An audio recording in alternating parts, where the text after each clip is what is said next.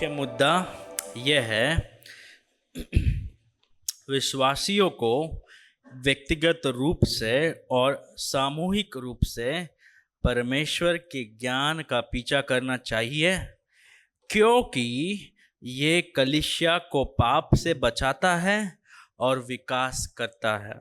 फिर से एक बार दोहराता हूँ, विश्वासियों को व्यक्तिगत रूप से और सामूहिक रूप से परमेश्वर के ज्ञान का पीछा करना चाहिए, क्योंकि ये कलीसिया को पाप से बचाता है और विकास करता है। तो पिछले हफ्ते हमने यह सीखा था, दूसरा अध्याय 6 से लेकर 16 तक, कि पवित्र आत्मा जो है वो हमें परमेश्वर का ज्ञान को सिखाता है। पौलुस कहता है कि मैं ज्ञान बटोरता हूँ, ज्ञान बांटता हूँ, लेकिन ज्ञान सिद्ध लोगों के बीच में बांटता हूँ। जो लोग ख्रिस्ती लोग हैं, मतलब जिनका उद्धार हुआ है। अविश्वासी लोगों को परमेश्वर का ज्ञान समझ में नहीं आएगा। और एक ख्रिस्ती कौन है? जिसमें पवित्र आत्मा है। और पवित्र आत्मा जब आता है तो हम ज्ञानी बनते हैं। हम शारीरिक व्यक्ति नहीं है। सिद्ध व्यक्ति कौन? जिसमें पवित्र आत्मा है।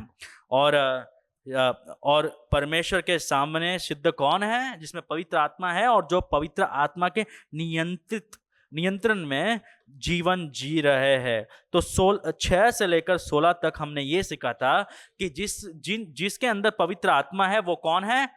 वो परिपक्व व्यक्ति है, वो बढ़ रहा है, वो बढ़ना चाहिए, क्योंकि पवित्र आत्मा परमेश्वर का वचन सिखाता है। तो असली ज्ञान प्रभु का हम तक कैसा आता है? पवित्र आत्मा के द्वारा आता है। बाइबल जब पढ़ते हैं, पवित्र आत्मा हमें वचन को सिखाता है, लेकिन आपको बाइबल पढ़ना आना चाहिए। पवित्र आत्मा जो है वो हमें ग्रामर नहीं सिखाएगा, बराबर? हमें ग्रामर सीखना है। अभी यहाँ पर कार्य क्या है, स्त्रीलिंग क्या है, पुल्लिंग क्या है, बहुवचन है, ये सब हम सीखते हैं। तो जब हम ये सब सीख कर बाइबल पढ़ते हैं, तब पवित्र आत्मा जो है वो वचन का असर, वो वचन का महत्व, वो वचन का सिग्निफिकेंस जो कहते हैं वो हमें सिखाता है। मतलब अभी हमको पता होगा कि वहां पर करंट है, लेकिन जब तक हमें नहीं लगता है करंट, तब तक हमें उसका असर नहीं पता चलता है। एक व्यक्ति को बोलो कि वहां पर करंट है तो जाते ही रहेगा, जाते ही रहेगा। जब तक करंट नहीं लगता है तब तक उसको समझ में नहीं आएगा, जहन में नहीं बैठेगा कि वाकई में करंट है। तो पवित्र आत्मा जो है ना, वो केवल हमें ज्ञान नहीं देता है, परमेश्वर का वचन का असर समझाता है, ग्रहण में लाता है। तो जिनमें पवित्र आत्मा है वो लोग सिद्ध है। सबसे ज्ञानी व्यक्ति कौन है? जिसमें पवित्र आत्मा है। तो ज्ञानी कौन है? हर एक ख्रिस्ती ज्ञानी है। परमेश्वर के नजर में हर एक ख्रिस्ती ज्ञानी है। लेकिन कोरिन्थ के कलीसिया में ऐसा नहीं होता। पवित्र आत्मा तो है अंदर, वचन तो जानते हैं, लेकिन बढ़ोतरी नहीं हो रही थी। वो किसके पीछे भाग रहे थे? इस संसार के ज्ञान के पीछे, राइट? पार्टी स्पिरिट, राजनीतिक स्वभाव को लेकर कलीसिया में आ रहे थे। और अरे हमको पौलुस ने प्रचार किया तो हमका उद्धार हो गया। मतलब पौलुस जब प्रचार करता है तो पवित्र आत्मा बहुत ही जोर से काम करता है। अपोलोस जब प्रचार करता है, पवित्र आत्मा इतना जोर से काम नहीं करता है। तो ये सोच को लेकर वो लोग कलीसिया में आ रहे थे। तो पौलुस जो है उनको समझाता है कि भाइयों, आप ये सोच को लेकर कलीसिया में विभाजन क्यों ला रहे हैं? तो इसलिए तीसरा अध्याय में यह कहते हुए वो आरंभ करता है, हे भाइयों, मैं तुमसे इस रीति से बातें ना कर सका जैसे आत्मिक लोगों से। आत्मिक लोग मतलब कौन? विश्वासी जिसमें पवित्र आत्मा है, बराबर? परंतु जैसे शारीरिक लोग से। शारीरिक लोग कौन है? जो शरीर के बने हुए हैं, बराबर? अब यहां पर 2 बार शारीरिक ये शब्द का इस्तेमाल हुआ है, ठीक है? लेकिन यूनानी भाषा में थोड़ा सा एकदम सटल, राइट, एकदम हल्का डिफरेंस है। अब हम वो डिफरेंस को सीखेंगे। लेकिन तीसरे अध्याय में पहले 4 वचनों में पौलुस पहला मुद्दा बताता है। पहला मुद्दा क्या है? मानव बुद्धि कलीसिया के विकास में बाधा डालती है। पहले 4 वचन में हम क्या सीखते हैं? मानव बुद्धि कलीसिया के विकास में बाधा डालती है। मतलब जब हम मानव बुद्धि के पीछे भागते हैं, पवित्र आत्मा काम नहीं कर सकता है, क्योंकि आप लोग, मैं मानव बुद्धि को ड्राइविंग सीट पर ला रहे हैं। अगर मानव बुद्धि ड्राइविंग करेगा तो वही जाएंगे जहां पर मानव बुद्धि लेके जाएगा। अगर पवित्र आत्मा को हम उसका स्थान देते हैं, पवित्र आत्मा को बोलते हैं कि आइए भाई गाड़ी चलाओ, कलीसिया को चलाओ आपके वचन के द्वारा, तब कलीसिया आगे बढ़ेगा। तो मानव बुद्धि क्या करता है? विभाजन लाता है। मानव बुद्धि अच्छे चीजों को बुरा बनाता है। क्या प्रचारक बुरे लोग हैं? नहीं, लेकिन मानव बुद्धि क्या करता है? प्रचारक लोगों के वजह से, जो लोग सेवकाई करते हैं उनके वजह से कलीसिया में क्या आ रहा है? फूट आ रहा है। अब वो लोग नहीं कर रहे, उन लोगों का नाम लेकर ये लोग कर रहे हैं। ये तो ऐसा ही हो गया बराबर। सोशल मीडिया पर कई लोग इसके फैन हैं, कई लोग उसके फैन हैं, लेकिन ये लोगों को वो लोग जानते भी नहीं है। तो वैसा हो रहा था कलीसिया में। अब पौलुस नहीं बोल रहा था कि मेरे पीछे कौन चल रहा है वो आ जाइए। अपोलोस नहीं बोल रहा था कि मेरे पीछे कौन चलने वाले वो आ जाइए। तो ये लोग नहीं कर रहे थे, लेकिन इनका नाम लेकर, क्योंकि इनके जीवन में पवित्र आत्मा काम नहीं कर रहा था, पवित्र आत्मा के नियंत्रण में ये नहीं चल रहे थे, इसलिए ऐसा स्वभाव कलीसिया में ला रहे थे। तो पहला 4 वचन में हम ये सीख सकते हैं, जब हम मानव बुद्धि के अनुसार चलते हैं, जब हम शरीर के अनुसार चलते हैं, तो क्या होता है? कलीसिया के विकास में बाधा आ जाता है, कलीसिया का विकास नहीं होता है। पवित्र आत्मा जब तक काम नहीं करता है तब तक प्रभु के नजरिया से, ठीक है, संख्या नहीं, प्रभु के नजरिए से कलीसिया का विकास नहीं होता है। तो यहां पर हम ये मुद्दा देख सकते हैं। इसमें हम 3 चीज सीख सकते हैं। पहला पॉइंट में हम एक के बाद एक देखेंगे। देखिए, मैं पढ़ रहा हूं पहला वचन से लेकर, हे भाइयों, मतलब पौलुस जो है वो विश्वासियों से बात कर रहा है, बराबर।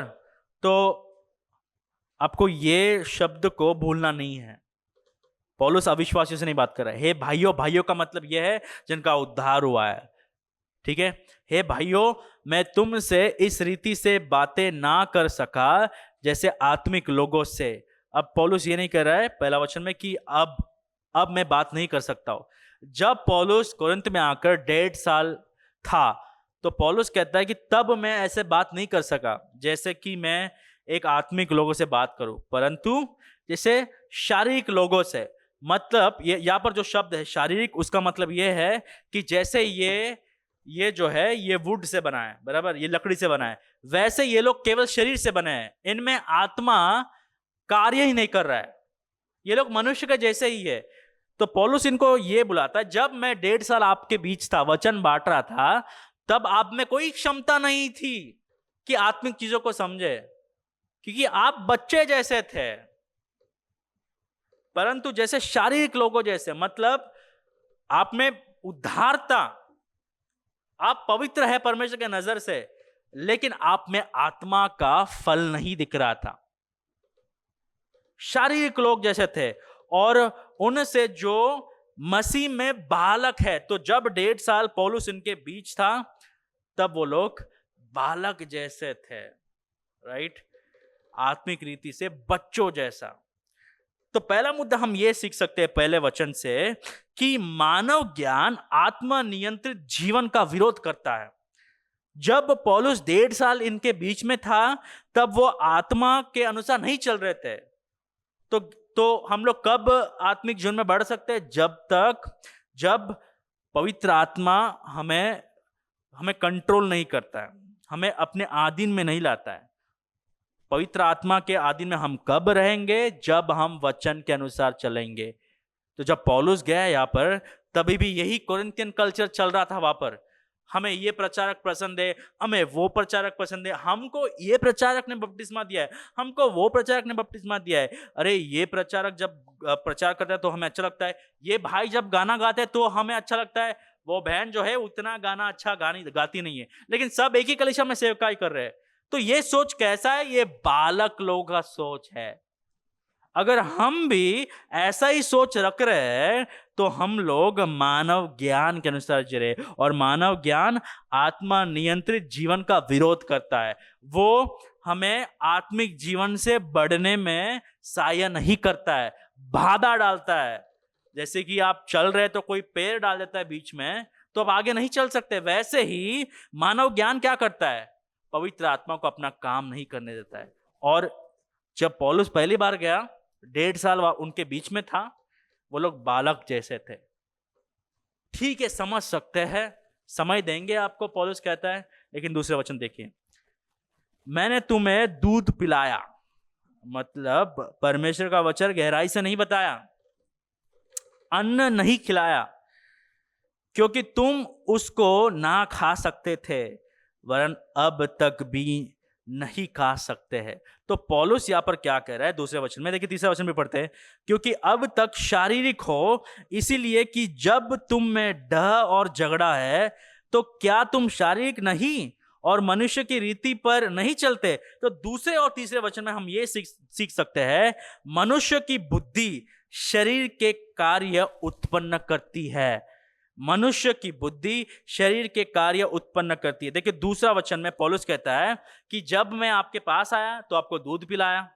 जैसे कि 6 महीने का बच्चा होता है तो हम उसको खाना नहीं खिलाते, हम उसको क्या करते हैं, दूध पिलाते हैं। तो पौलुस कहता है कि जब आप प्रभु में नया आए, हम दूध पिलाए, लेकिन आपको दूध भी पच नहीं रहा था, तो हमने आपको अन्य नहीं खिलाया। अब पौलुस 3 साल बाद फिर से लिख रहा है, पौलुस कहता है अब भी आपका कोई हाल बदला नहीं है, अब भी आप लोग वही के वही हो। मतलब आप 3 साल क्रिस्ती कह सकते हैं, 3 साल से हम क्रिस्ती है, लेकिन क्या हो, अभी भी शारीरिक हो, अभी भी बालक हो, अभी भी आपको मैं परमेश्वर के वचन नहीं बता सकता हूं, क्योंकि आपको समझेगा ही नहीं। अभी भी आप वही ABCD सीख रहे हो। तो मतलब समय के अनुसार बढ़ोतरी नहीं होता है।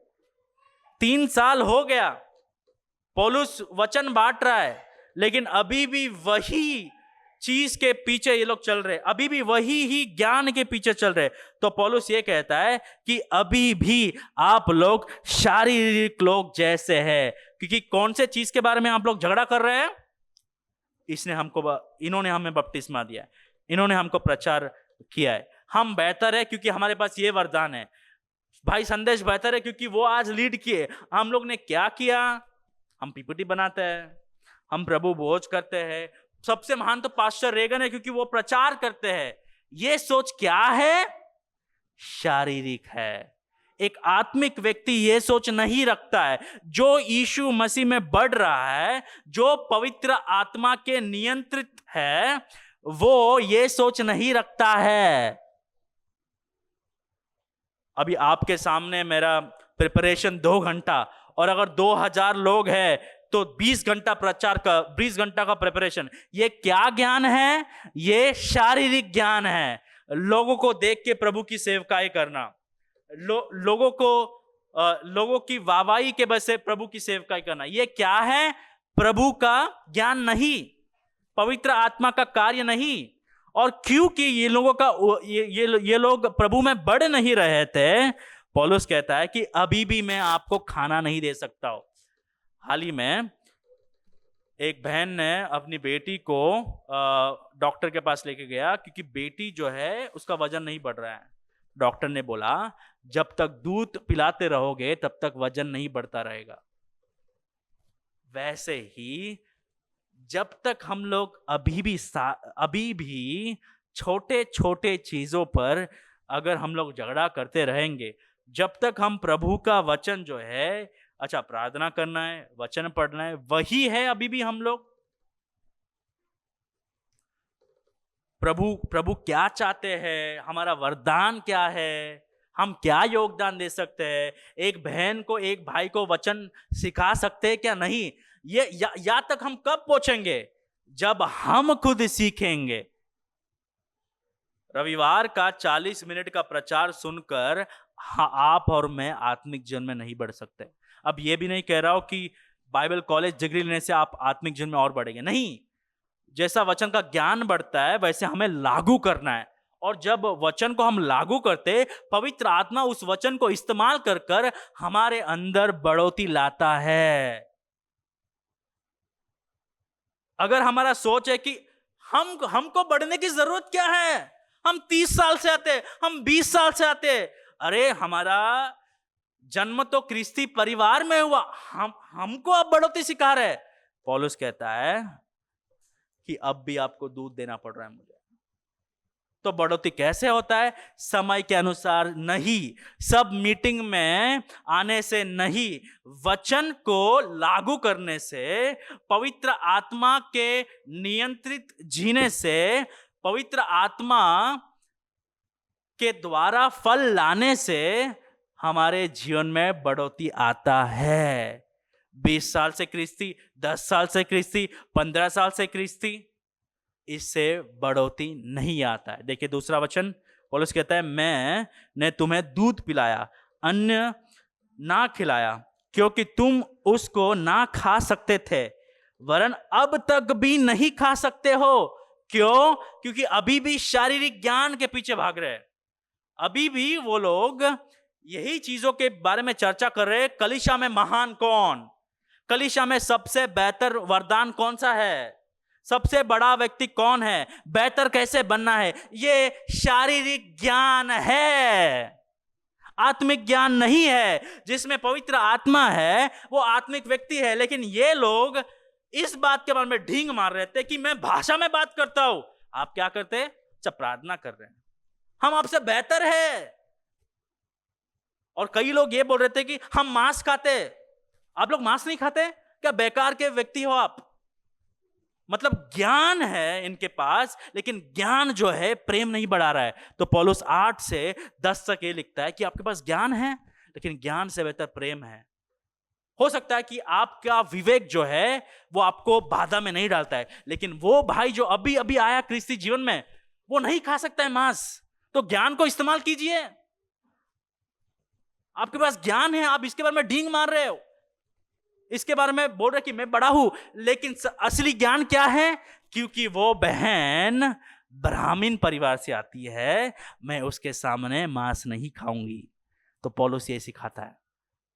पौलुस कहता है कि अब तक आप वहां तक पहुंचे नहीं हो, लेकिन आप किसके बारे में चर्चा कर रहे हो? हमारे पास ये वरदान है, हम ये करेंगे, हम वो करेंगे, हम इसलिए बेहतर है, हम उसलिए बेहतर है। पौलुस कहता है कि हम सब का पवित्रता यीशु मसीह है, हमारा स्थान यीशु मसीह में, हमारा स्थिति यीशु मसीह में है। तो आपके वरदान के अनुसार आप बेहतर नहीं बन सकते हो।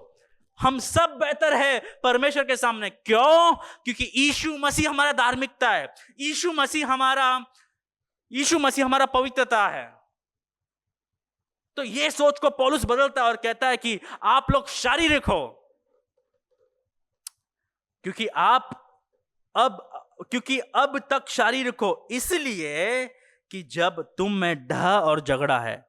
तो हमारे भारत के अनुसार, भारत के क्रिस्ती लोगों के अनुसार शारीरिक व्यक्ति कौन है पता है आपको? जो लोग चोरी करता है, जो लोग व्यभिचार करते हैं, जो लोग पियक्कड़ है,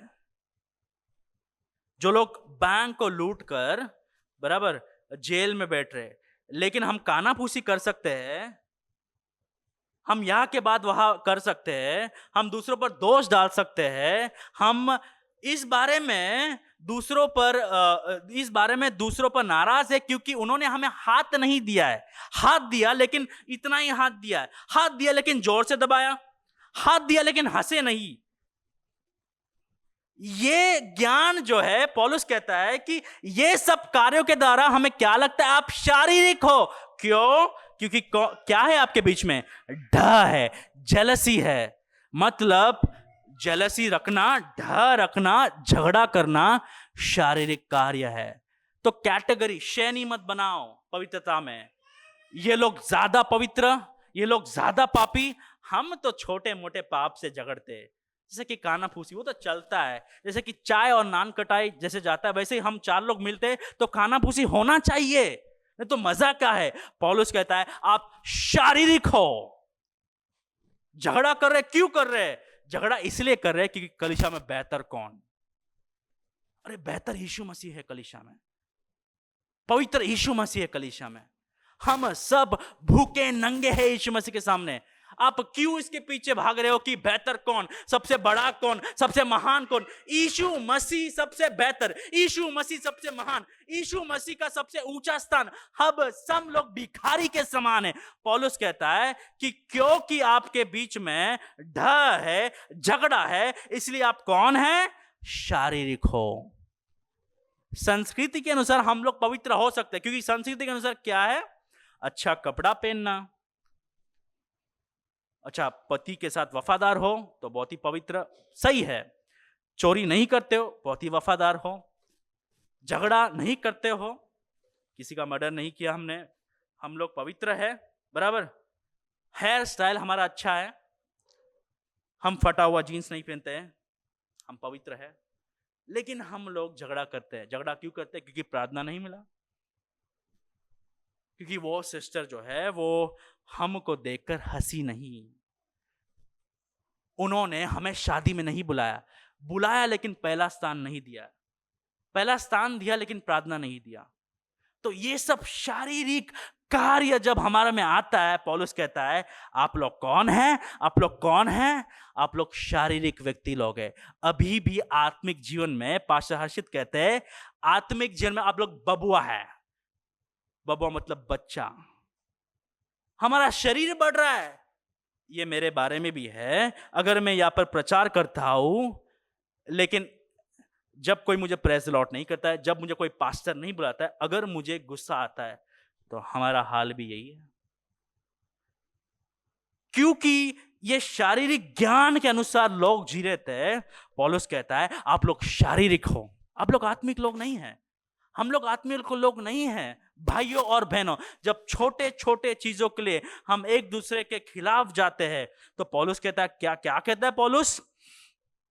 आप लोग शारीरिक हो। किस लिए शारीरिक हो? क्योंकि आपके बीच में डह है और झगड़ा है।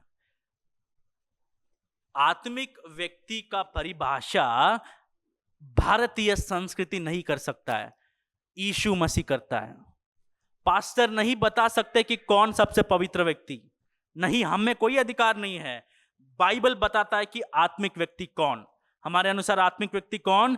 जिसका ऊंचा आवाज नहीं, जो बहुत ही साइलेंट है। जिसका ऊंचा आवाज वो आत्मिक व्यक्ति नहीं है। ये कौन बोलता है हमें? किसने कहा है?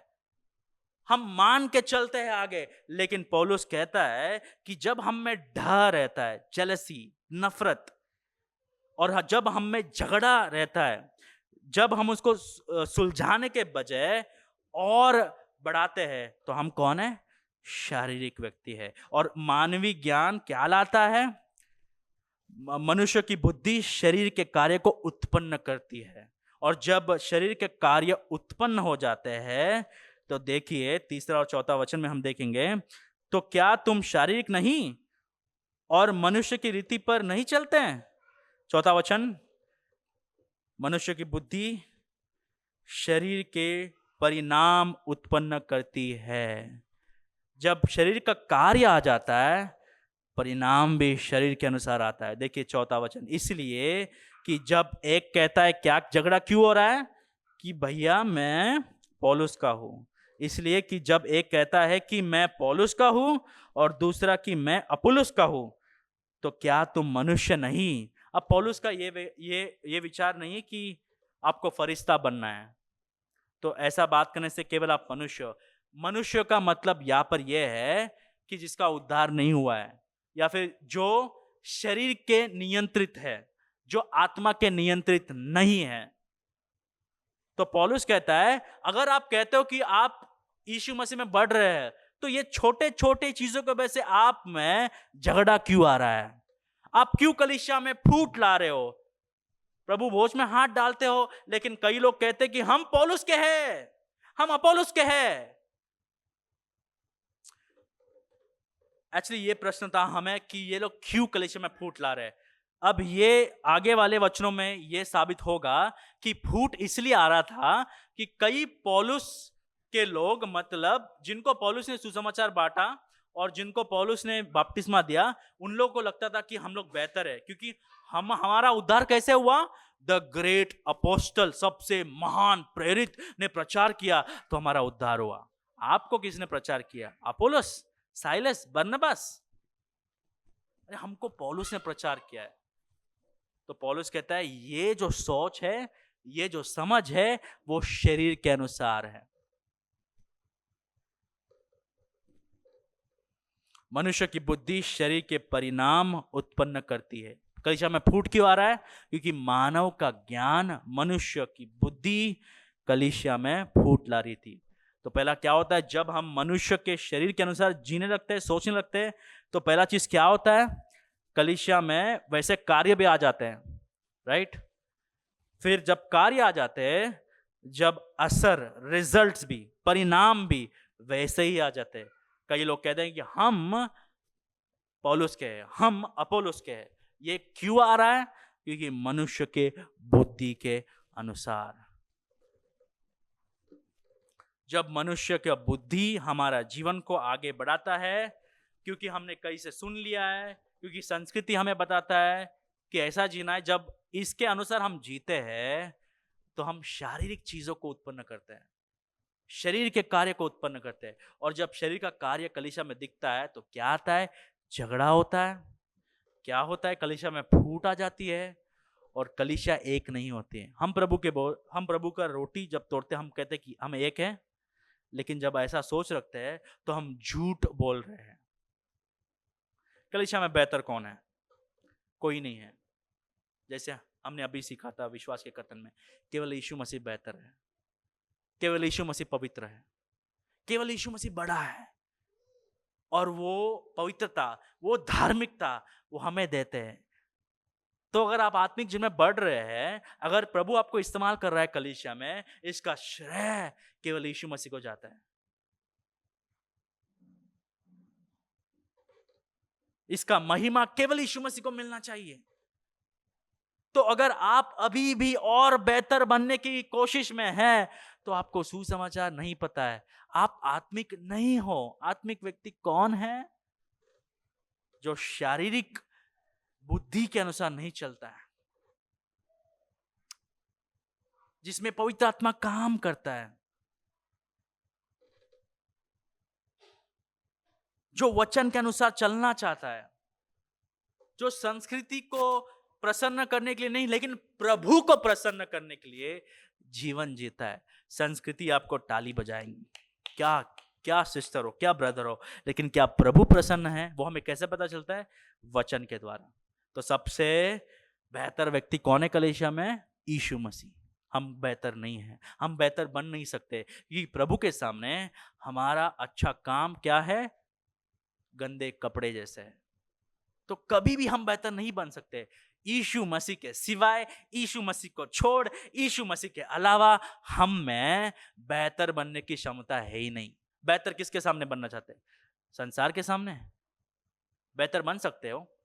जैसे कि अभी अंबानी का घर में शादी हो रहा था, राइट, सब बड़े बड़े लोग आए, तो संसार के अनुसार से लोग बेहतर है, लेकिन प्रभु के सामने पैसा, आत्मिक वरदान, सेवकाई, औदा, पद, इन चीजों के वजह से कोई बेहतर नहीं बनता है। यीशु मसीह का धार्मिकता जिस पर है, यीशु मसीह का पवित्रता जिसमें है, वो सबसे बेहतर। तो कौन है सबसे बेहतर? हर एक ख्रीस्ती सबसे बेहतर है कलीसिया में, क्योंकि हर एक ख्रीस्ती का एक ही कथा है, क्या है? हम पापी हैं और हमारे पास कुछ भी नहीं है, केवल यीशु छोड़ यीशु मसीह का पवित्रता, धार्मिकता। तो मनुष्य का बुद्धि क्या करता है? कलीसिया के विकास में बाधा लाता है। 5 से लेकर 9 तक दूसरा मुद्दा क्या है? परमेश्वर की बुद्धि कलीसिया को बढ़ोतरी देता है, या फिर कलीसिया को बढ़ाती है। परमेश्वर की बुद्धि कलीसिया को बढ़ाती है। तो मानव ज्ञान क्या करता है? शारीरिक कार्य को उत्पन्न करता है, और शारीरिक कार्य क्या करते हैं? शारीरिक असर या फिर परिणाम को लाती है। तो पौलुस 5वें वचन में ये कहता है, देखिए अपोलोस क्या है? कौन है अपोलोस? आप लोग कह रहे हैं ना कि अपोलोस ने मुझे सुसमाचार बांटा, अपोलोस ने मुझे बपतिस्मा दिया। कौन है वो? और पौलुस क्या है? केवल सेवक, जिनके द्वारा तुमने विश्वास किया, जैसे हर एक को प्रभु ने दिया। परमेश्वर का ज्ञान क्या करता है पता है? देखिए 5वां वचन, परमेश्वर का ज्ञान हमें सेवकों की सही समझ देता है। क्योंकि ये कलीसिया में सेवक को आराधना कर रहे थे। पौलुस कहता है कौन है ये लोग? कौन है पौलुस? कौन है अपोलोस? कौन है पास्टर? कौन है डीकन? जब तक प्रभु हृदय नहीं बदलते ये लोग कौन है? ये लोग प्रचार कर कर कर थक जाएंगे, इनका जीभ जो है वो पिघल जाएगा। जब तक पवित्र आत्मा नया हृदय नहीं देता है, ये लोगों के द्वारा उद्धार नहीं होगा। ये लोग एक साधन है, माध्यम है, प्रभु के आत्मा एक पात्र है। कौन है? प्रभु का ज्ञान क्या करता है? हमें सेवक के बारे में, सेवकों के बारे में, पासबानों के बारे में, जो लोग प्रचार करते, जो लोग सेवकाई करते, उनके बारे में सही समझ देता है। प्रभु का ज्ञान क्या है? सेवकों को हमें सही रीति से समझना है। उनको ज्यादा नीचे नहीं देखना है, ज्यादा ऊपर नहीं देखना है। कौन है पास्टर रेगन या फिर कौन है पौलुस? केवल सेवक। कई बार हम लोगों को इतना ऊंचा उठा देते हैं, अरे वो मीटिंग में वो प्रचारक आने वाले हैं जो 150 कलीसिया के पासबान है। पहली बार ऐसे मीटिंग में जाओ ही मत, क्योंकि 150 कलीसिया का पासबान बहुत ही खतरनाक होता है। एक कलीसिया का एक पासबान, क्योंकि पासबान कौन है? लोगों के बारे में जवाबदारी देगा। तो ये व्यक्ति 150 कलीसिया के बारे में जवाबदारी देने वाले प्रभु को, 60 लोगों के बारे में जवाबदारी देना इतना बड़ी काम है। 150 कलीसिया का पासबान। हम मनुष्य को इतना ऊपर उठा देते हैं। कौन है? कौन है पासबान? कौन है सेवक? कौन है ये इवेंजलिस्ट? कौन है ये डॉक्टर जो लोग पुस्तक लिखते हैं? कौन है? केवल सेवक। कई बार लोग इतना ढींग मारते हैं, हमने प्रभु के लिए इतना किया, हमने प्रभु के लिए उतना किया है। पास्टर नेतन जो है वो ये कहते हैं, अगर आपको लगता है कि आप प्रभु के लिए कुछ मेहरबानी कर रहे हैं तो सेवकाई से निकल जाइए, क्योंकि प्रभु को आपकी जरूरत नहीं है, प्रभु को मेरी जरूरत नहीं है। अगर मैं निकल जाऊंगा तो और कोई आ जाएगा, ये कलीसिया मेरे बिना भी चलेगा, लेकिन यीशु मसीह सबसे महान है। परमेश्वर का बुद्धि क्या करता है? सेवकों की सही समझ देता है। क्योंकि ये लोग मानव की बुद्धि के अनुसार चल रहे थे, सेवक को ऊपर उठा रहे थे, और उसके द्वारा क्या आ रहा था? कलीसिया में फूट आ रहा था। हम पौलुस के, हम अपोलोस के, हमको इसने बपतिस्मा दिया, हमको इसने प्रचार किया। पौलुस कहता है देखिए ये लोग केवल सेवक है, हम लोग केवल सेवक है। उतना ही नहीं, 6ठा वचन देखिए, मैंने लगाया या फिर मैंने बोया, अपोलोस ने सींचा, परंतु परमेश्वर ने बढ़ाया। कौन बढ़ाता है? परमेश्वर। 7वां वचन देखिए, इसलिए ना तो लगाने वाला मतलब ना तो बोने वाला कुछ है और ना सींचने वाला, परंतु परमेश्वर जो बढ़ाने वाला है। परमेश्वर का बुद्धि या फिर परमेश्वर का ज्ञान हमें सेवकों की सही समझ देता है, वो हमने 5वें वचन में सीखा। और 6ठे और 7वें वचन में हम क्या सीखते हैं? परमेश्वर का ज्ञान हमें परमेश्वर के बारे में सही समझ देता है।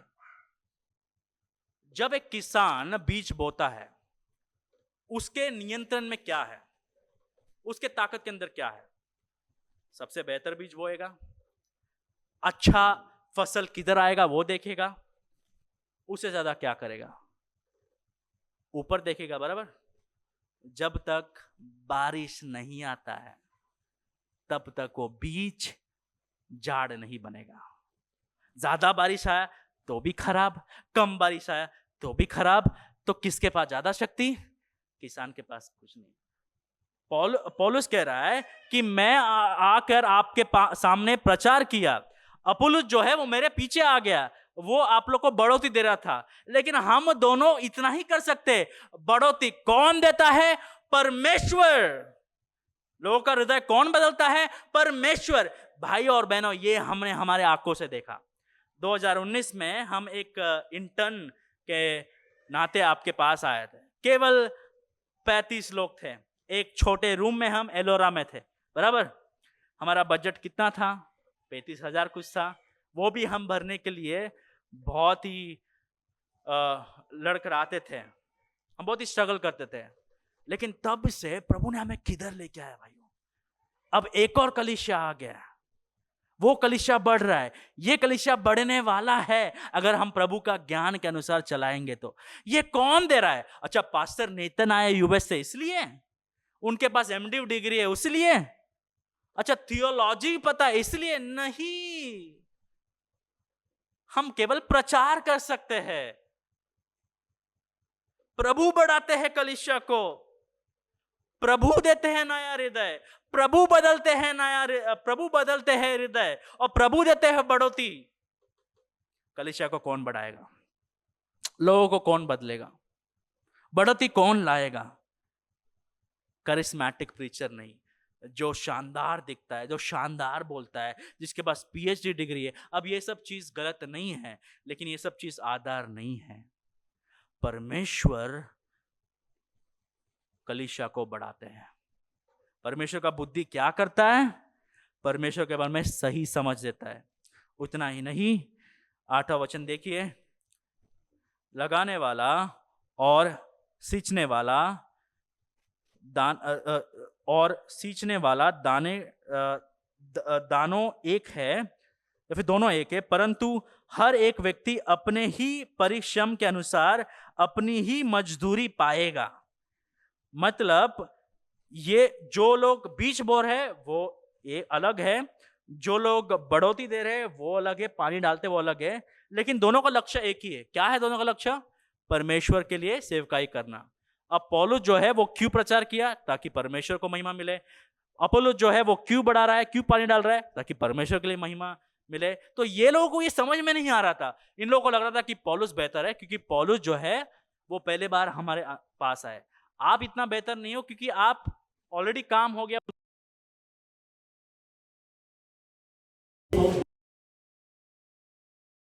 अपोलोस आए, फिर अपोलोस के बाद और कोई आए। ये सब का कार्य अलग है लेकिन लक्ष्य एक है। देखिए 9वां वचन पहला पार्ट में ये कहता है, क्यों किसके वजह से फूट आ रहा था? कि पौलुस, अपोलोस। और पौलुस क्या कहता है? हम लोग साथ में काम कर रहे हैं। जो प्रचार करता है, जो लोग पीपीटी बनाते हैं, जो लोग प्रभु भोज को तैयार करते हैं, जो लोग ये हॉल को क्लीन करते हैं, जो लोग कहून बजाते हैं, जो लोग पियानो बजाते हैं, जो लोग एक दूसरे को प्रोत्साहन देते हैं, जो लोग वहां पर कैमरा हैंडल करते हैं, जो लोग अटेंडेंस लेते हैं, जो लोग प्रिंट आउट लेते हैं, जो लोग पैसा गिनते हैं, जो लोग पैसा दूसरे को देते हैं, जो लोग साउंड सिस्टम संभालते हैं, ये सब सहकर्मी हैं। परमेश्वर का ज्ञान क्या करता है? परमेश्वर का ज्ञान हमें सेवकाई की सही समझ देता है। जब तक आत्मा नियंत्रित नहीं होते हैं तब तक ये सोच नहीं रहेगा, तब तक ये सोच नहीं रहेगा।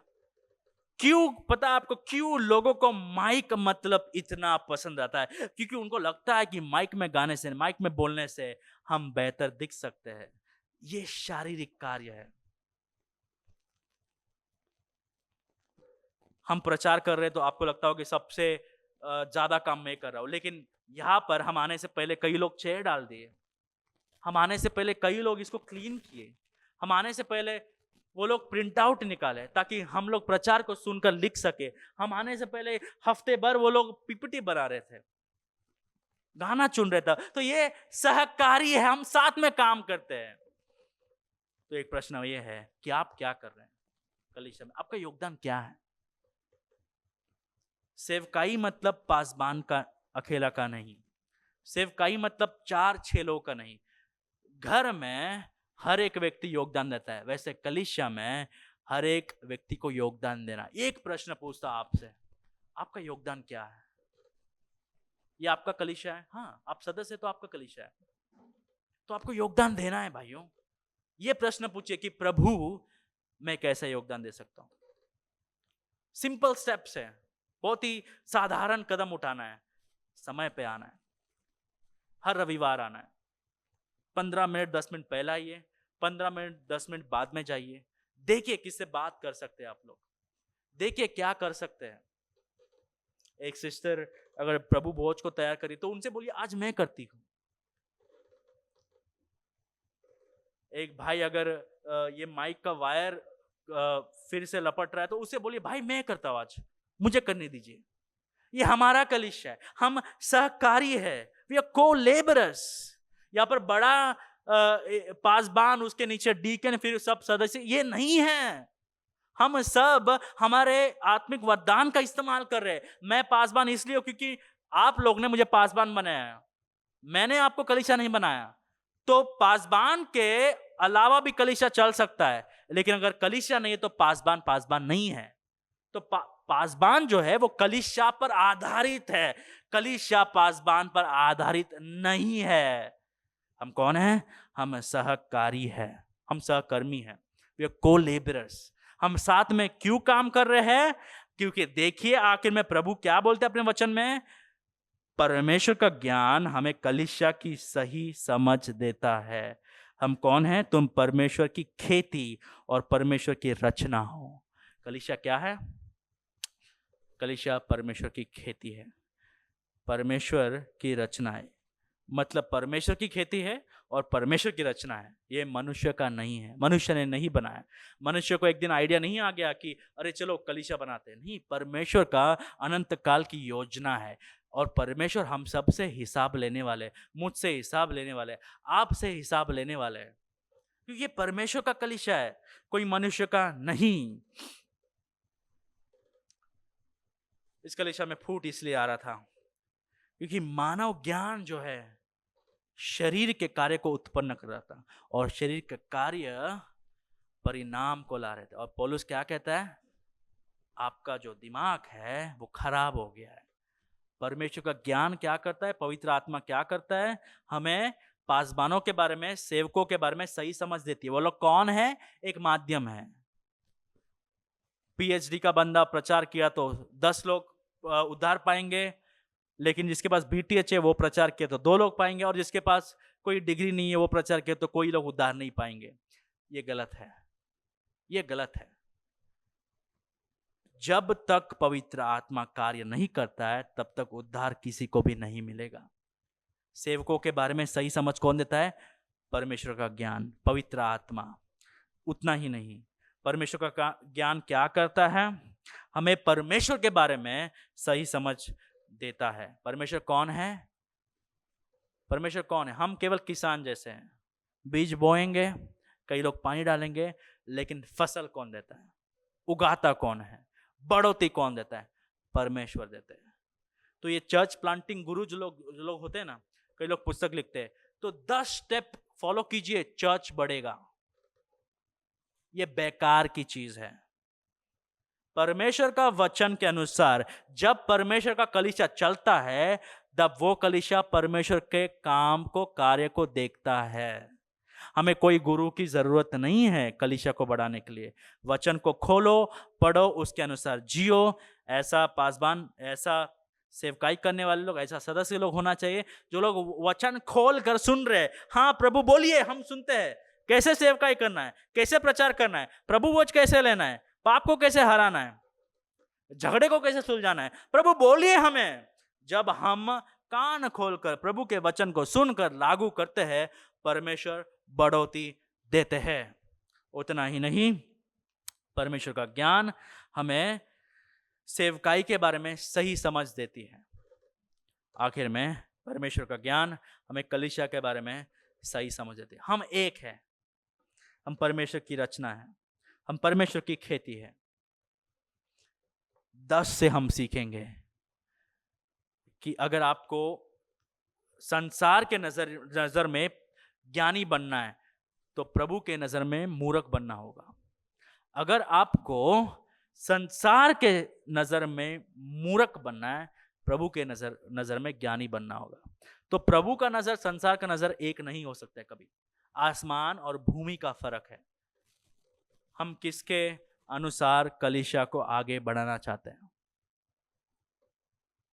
कलीसिया को बढ़ाना है प्रभु के वचन के अनुसार, पवित्र आत्मा के अनुसार। थरथराते हुए हमें तैयारी करना है रविवार की। कौन है हम सब लोग? पासबान जो है वो डीकन है, या फिर जो लोग पीपीटी करते हैं, आप अगर टॉयलेट्स भी क्लीन करते हैं यहाँ पर, हम सब कौन हैं? सहकर्मी। हम साथ में काम करें, एक ही लक्ष्य है, परमेश्वर का महिमा। एक ही लक्ष्य है, एक दूसरे को बढ़ोतरी देना। एक ही लक्ष्य है, अन्य जाति लोगों को प्रचार सुनाना। एक ही लक्ष्य है, कलीसिया को आगे बढ़ाना। एक ही लक्ष्य है, चेले बनाना। ये सब कहा जा रहा है परमेश्वर का महिमा के लिए। ये सब करने के द्वारा क्या मिलता है? परमेश्वर को महिमा मिलता है।